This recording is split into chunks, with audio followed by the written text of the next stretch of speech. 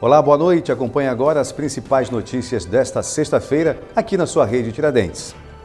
O Tribunal Regional Eleitoral reavalia gastos e diz que despesa com organização de processo eleitoral suspenso pelo STF pode chegar a mais de 10 milhões de reais. O Tribunal Regional Eleitoral, Messias Andrade, refez as contas e disse que os gastos do TRE com pleito eleitoral para o governo do estado pode ser bem maior do que foi estimado pelo órgão, algo superior a 10 milhões de reais. Podemos dizer que chega próximo a 10 milhões? É um valor aproximado mesmo. Começamos a licitar tudo desde maio, quando nós fomos informados que teríamos que fazer um pleito suplementar. Foram mais de 200 processos administrativos correndo em paralelo. Licitamos tudo sem fazer nenhuma contratação emergencial. No total, entre empenhado e executado, nós temos 6 milhões e 300 mil reais aproximadamente. O processo eleitoral para o governo do estado foi suspenso pelo Supremo Tribunal Federal após decisão do ministro Ricardo Lewandowski. A decisão, que balançou o meio político amazonense, trouxe prejuízos para o erário público. Segundo Messias Andrade, somente com despesas de horas extras, o TRE gastou mais de 500 mil reais com os servidores, que já haviam sido deslocados para o interior do estado. Acho que beira em torno de 500 mil reais. Então, são valores vultuosos que nós não temos a menor noção de como vamos fazer para recuperá-lo. O diretor-geral do TRE Amazonas falou que outra consequência com a determinação do pleito e posterior suspensão do processo eleitoral está relacionado à biometria, segundo informou Messias Andrade. Nós tínhamos um planejamento de entregar em fevereiro, mais tardar em março de 2018, os 52 municípios que restam fazer biometria 100% biometrizados. Nós estamos falando de 4 meses. Então, 4 meses nos possibilita afirmar que, infelizmente, em 2018 não teremos eleições 100% biométricas no nosso estado. Nas ruas da cidade, o contribuinte cobra explicações sobre quem vai repor o dinheiro gasto na eleição, que não vai acontecer. A justiça no Brasil é do jeito que é, né? Eu acredito que não vai ser feito nada para ser mudado isso. E esse dinheiro? Vão fazer o quê? Vai para onde? Vão gastar em quê? Precisamos saber. E o povo sempre sofrendo, né? Sempre paga o pato no final. Com a suspensão da eleição, o atual governador interino, Davi Almeida, permanece no cargo até que o STF volte a colocar na pauta de julgamento a análise dos recursos do ex-governador José Melo. E a indefinição sobre a possibilidade de eleições diretas ou indiretas frustra a classe política. Em Brasília, a decisão do ministro Lewandowski, que suspendeu as eleições, foi contestada. Incerteza e insegurança jurídica são as palavras mais ouvidas hoje no meio político. O motivo é a suspensão das eleições diretas para o governo do Amazonas, anteriormente confirmada para o dia 6 de agosto. O problema é que agora as perguntas ficaram sem resposta. Quando haverá nova eleição? Ela será direta ou indireta?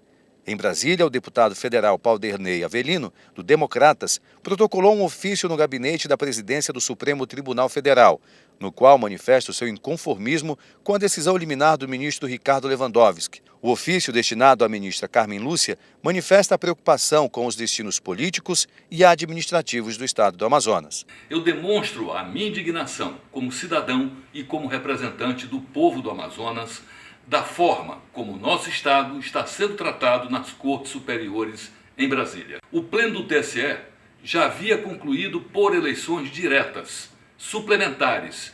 Contudo, uma liminar do Supremo Tribunal Federal, em decisão monocrática, suspende a decisão da Corte Eleitoral, gerando incerteza e insegurança jurídica para o Estado de Direito. Para Paulderney, a decisão do ministro desconsidera a decisão do Pleno do Tribunal Superior Eleitoral para a realização das eleições suplementares, que já está em andamento desde 16 de junho, prazo final das convenções partidárias. O que se espera da Suprema Corte é que decida com base na Constituição e nas leis vigentes, para tranquilizar os amazonenses. Segundo informações do TRE, já foram gastos cerca de 10 milhões de reais na realização das eleições suplementares. A liminar estaria gerando descrédito das instituições em um momento em que o país passa por séria crise política. O julgamento do caso Oscar Cardoso foi adiado pelo Tribunal de Justiça do Amazonas. O julgamento, que estava previsto para iniciar nesta sexta-feira no Fórum Ministro Enoque Reis, foi suspenso após a ausência de um dos réus, Marcos Roberto Miranda da Silva, o Marcos Pará, que que não foi trazido pela Polícia Federal da Penitenciária de Mossoró, no Rio Grande do Norte, onde está preso. A nova data marcada é 25 de agosto. Segundo o juiz Anésio Rocha Pinheiro, responsável pelo julgamento, Marcos Pará não chegou a Manaus por um problema na compra de passagem aérea. Dos 5 réus, apenas João Branco seria interrogado por meio de videoconferência. Ele está preso na Penitenciária Federal, lá de Catanduvas, no interior do Paraná. Além de Marcos Pará e João Branco, os demais acusados são Messias, Diego Bruno e Mário Jorge, que estão presos em presídios de Manaus. Eles são acusados de envolvimento na execução a tiros do delegado Oscar Cardoso, ocorrido em março de 2014. Foi agora a mulher presa com 30 quilos de maconha escondidas em mala dentro de embarcação no Porto de Manaus. Elielde Soares da Silva, de 22 anos, foi presa após denúncia anônima. Em depoimento à polícia, Elielde disse que estava apenas transportando a droga e seria procurada por uma pessoa que receberia o entorpecente. Ela ainda disse que receberia R$1.000 pelo serviço. Os 30 quilos de maconha estavam escondidos dentro de uma mala. A suspeita foi presa em flagrante por tráfico de drogas. Ela foi encaminhada para uma audiência de custódia no Fórum Ministro Enoque Reis. Dia de greve geral em Manaus tem pouca adesão e reúne cerca de 300 pessoas no centro de Manaus. A concentração foi na Praça da Saudade na manhã desta sexta-feira. Representantes de várias instituições, como Central Única de Trabalhadores, Central dos Trabalhadores e Trabalhadoras do Brasil, União Geral dos Trabalhadores e CSP com lutas, estiveram presentes. Apesar de Manaus contar com um dos principais polos industriais do país, apenas cerca de 300 pessoas estiveram no evento, e a maioria ligada a sindicatos. Mesmo assim, o barulho foi grande. A manifestação, que ocorreu em várias cidades do Brasil, foi contra as reformas trabalhistas e previdenciárias. É o que destaca Paulo Jacó, representante do Sindicato das Instituições de Ensino Superior. Para dizer não às reformas da Previdência e trabalhista, que tem por objetivo retirar direitos duramente conquistados pelos trabalhadores brasileiros, pelas trabalhadoras, e que, se forem aprovadas, vai aumentar a miséria, a violência no nosso país. É inadmissível que um governo que já devia ter caído, que é o governo Temer e esse Congresso de corruptos, façam reformas que vão tornar a vida do trabalhador, da trabalhadora brasileira mais insuportável do que já tem sido. A diretora do Sindicato dos Trabalhadores da Justiça do Estado do Amazonas, Elades de Paula, cobra a presença da população nas ruas. A população não tem só que ficar atenta, tem que vir para a rua, porque as coisas acontecem na madrugada, na calada da noite, né? Começou pelas comissões. Eles esperam o pessoal ir embora, né? Na madrugada 2, 3, leem um relatório e aprova como aprovou a lei da terceirização, né? Que já foi sancionado pelo presidente golpista. Outro assunto abordado pelos manifestantes foi a privatização da Eletrobras. André Souza, do Sindicato dos Urbanitários, afirma que, caso isso ocorra, o prejuízo pode ser grande para os consumidores. Por exemplo, o estado do Maranhão, quando foi privatizado, num curto espaço de tempo, coisa de menos de 1 ano e meio, chegou a 400% a tarifa. No estado do Pará, que é nosso vizinho, quando foi privatizado, chegou a 280%. Existe o custo Amazonas, que a logística aqui nesse estado é bem mais caro do que nesses outros estados. O dia de greve geral foi convocado pelas principais centrais sindicais do país e as frentes de luta Fora Temer e Brasil Popular. Depois da concentração na Praça da Saudade, por volta das 9h45 da manhã, os manifestantes percorreram algumas ruas do centro de Manaus. A Justiça proíbe a construção de camelódromo no porto da cidade. A empresa de revitalização do Porto de Manaus e a Estação Hidroviária do Amazonas estão proibidas de construir ou dar continuidade a obras destinadas à locação e implantação do shopping popular, o conhecido camelódromo no Porto de Manaus. A obra foi iniciada em 2010 pelo grupo empresarial. De acordo com o procurador federal Alexandre Jabor, para qualquer obra em portos é necessário autorização prévia, o que não ocorreu. Como qualquer área portuária, para haver uma intervenção no sentido da utilização para comércio ou para qualquer outra finalidade, há necessidade de haver autorização do órgão concedente. No caso concreto aqui, nós não tínhamos essa autorização. No local restaram as marcas do abandono. A estrutura externa é a mais prejudicada pela chuva e pelo sol. A obra foi embargada em julho de 2010. À época, a Justiça determinou a demolição de toda a estrutura do local, o que não foi cumprido pelo grupo empresarial e acabou gerando uma multa no valor de R$ 750 mil. De acordo com os documentos apresentados pelo MPF, o empreendimento violou os princípios administrativos previstos na Lei dos Portos. Como o Porto tem uma administração contínua, caso os administradores atuais tenham algum interesse em realizar alguma intervenção nova, toda e qualquer intervenção precisa ser autorizada pela União, pelo Poder Executivo, que é quem, na verdade, é dona da área, quem detém o poder de conceder essa área. Durante a execução da obra, também foram constatados danos ao patrimônio histórico do Porto de Manaus, que é tombado pelo IFAM. A sentença prevê ainda reparos a esses danos, a serem estabelecidos pela Justiça. O juiz da 2ª Vara da Fazenda Pública Municipal, César Luiz Bandieira, julgou improcedente a ação civil pública em que o Ministério Público do Estado do Amazonas pedia a suspensão imediata pelo município de Manaus e também pela Superintendência Municipal de Transporte Urbano da faixa azul em todas as vias públicas de Manaus. A decisão divulgada nesta sexta-feira cabe recurso. O Ministério Público pedia ainda a não implantação de novos corredores exclusivos e semi-exclusivos para ônibus até a elaboração de plano de mobilidade urbana de Manaus com previsão expressa das novas implantações ou estudo de engenharia e projeto para isto, entre outros pedidos. Para o magistrado, a escolha pela implantação do sistema de faixa exclusiva buscou atender o bem-estar dos munícipes, privilegiando o transporte coletivo. Podem trafegar pela faixa azul ônibus do transporte coletivo, os táxis, veículos de transporte escolar, ônibus de fretamento e caminhão-guincho em operação. E o Júlio Verde, hein? Chama a atenção para o aumento dos casos de câncer de cabeça e pescoço. Mudança na atividade sexual e relação com o vírus HPV tem propiciado o aumento dos casos, ou melhor, dos cânceres de garganta e também de língua. Pessoas em idade produtiva, entre 30 e 50 anos, são as mais atingidas por cânceres na região da cabeça e pescoço. Entre os que mais acometem pessoas está o câncer de tireoide. No Brasil, ele é o mais comum e no Amazonas é o 6º mais incidente. Mas, segundo o cirurgião Jefferson Moreira de Medeiros, o perfil das relações sexuais, aliada à incidência do vírus HPV, tem propiciado um aumento de outros tipos de cânceres e assustado os médicos. O que todo mundo estava acostumado era pensar, sempre ligar o vírus HPV com câncer de colo de útero.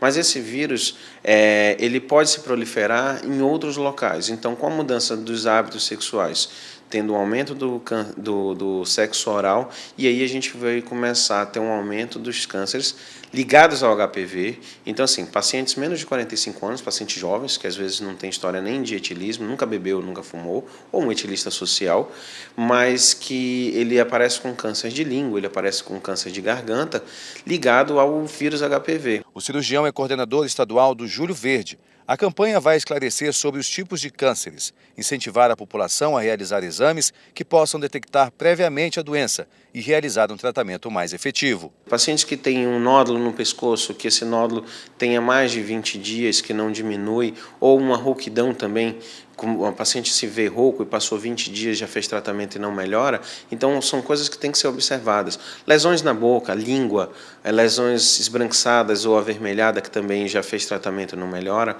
a média é essa daí de 3 semanas, procurar um especialista. E a tireoide, como a gente tinha falado anteriormente, normalmente os pacientes entre 30 e 50 anos são os pacientes que são, normalmente onde você tem um maior índice de câncer de tireoide. 27 de julho é o Dia Internacional de Conscientização de Câncer de Cabeça e Pescoço. Até lá, várias atividades serão realizadas em Manaus. Personalidades mundiais, como o ator norte-americano Michael Douglas, são alguns exemplos de pessoas que tiveram câncer na região da cabeça e pescoço e que foram bem-sucedidas no tratamento. Jogador amazonense de sucesso na Espanha coleciona títulos e troféus. Celino Alves tem 29 anos e aos 19 saiu do bairro São Francisco, em Manaus, para brilhar nas Astúrias, na Espanha. Com um contrato de 2 anos, ele foi em busca de um sonho e hoje fala com orgulho da escolha que fez. Começa da saudade da família, da saudade dos amigos, do canto onde você cresceu.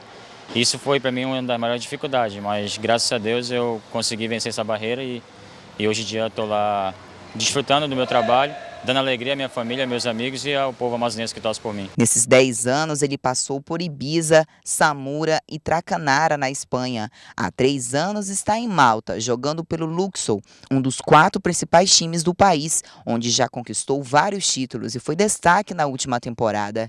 Feliz com a vida que tem na Europa com a família, não pensa em voltar para o Brasil. Que o futsal não é exatamente igual ao campo, né? Que um contrato que você faz já está milionário. Mas tipo, pelo que eu ganho, pelo que eu estou conquistando, graças a Deus eu posso ter uma vida bem estabilizada. Graças a Deus eu posso ter o que eu quero. E é isso que eu busco, eu não busco mais do que isso. Celino começou no Juvenil do Nacional e também atuou no São Raimundo de Campo, mas sempre soube que o seu talento era para o futsal. Consegui realizar meu sonho de jogar na Espanha, na melhor liga do mundo, né? De jogar contra grandes jogadores. Hoje em dia eu penso mais em cumprir meu contrato lá em Malta. Tenho prioridade de renovar mais 2 anos. Estou feliz lá. Já recebi proposta de voltar para a Espanha, sempre recebo quando abre a janela de transferência. Celino Alves, como grandes atletas, saíram de projetos sociais desenvolvidos em bairros da cidade. E é mais um amazonense que ganhou o mundo com seu talento esportivo. Agora vem a Manaus apenas de férias.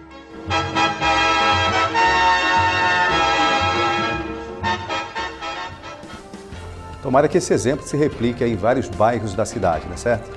E chegou a hora de conferir as dicas de lazer e entretenimento para este final de semana que estão na Agenda Cultural. Programe-se para este fim de semana, a Agenda Cultural. Brincadeiras populares, sessão de fotos com personagens infantis e aulas de Zumba Family em ritmo de boi bumbá fazem parte da programação que rola neste fim de semana no Parque Cidade da Criança. A programação começa às 2h30 da tarde e segue até às 7h30 da noite. O parque está localizado na Rua Castro Alves, no Aleixo, e a entrada é de graça. Sexta-feira.